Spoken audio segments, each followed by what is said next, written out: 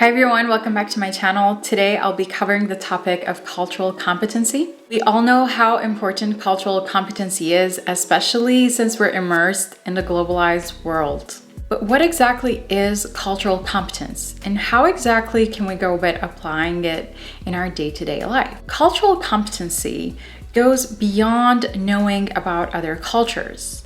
It also involves respect and awareness. We must respect other people's customs and beliefs, but also be aware of our own biases.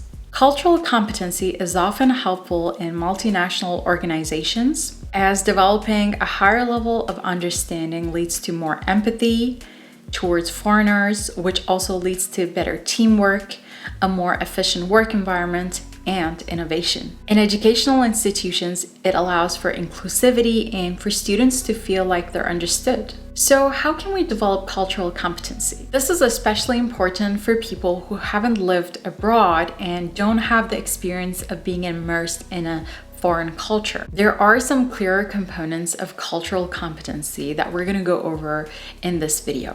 The first step is self-awareness. What are some of the customs and traditions that you practice on autopilot without questioning? Look at the calendar that you're following. Is the first day of the year on January 1st?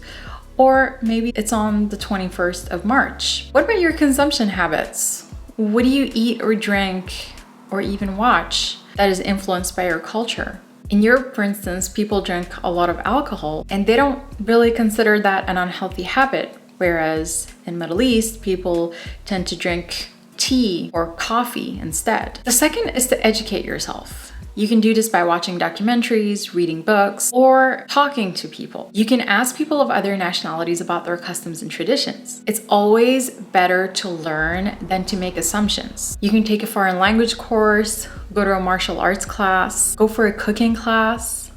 These are all ways of not only expanding your skills, but also mindset. The next step is to forego stereotypes. I know we all do it, but saying things like all Asians are good at math and all women are bad at driving are just ignorant generalizations.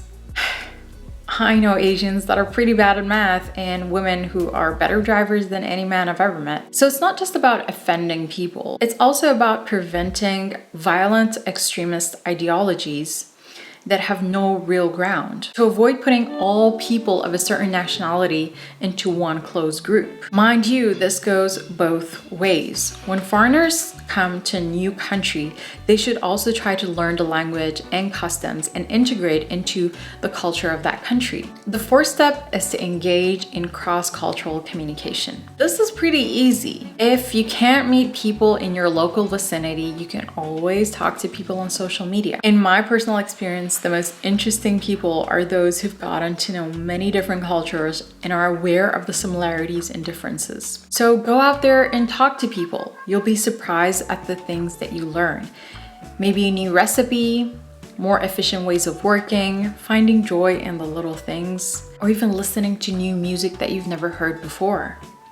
There is a whole world out there waiting for you to be discovered, only if you give it a chance. I know this was a short video, but you'd be surprised how many people out there aren't aware of their own biases. If you enjoyed this video, please make sure to subscribe, give this video a like, and put it in the comments below what kind of biases you tend to have towards other cultures.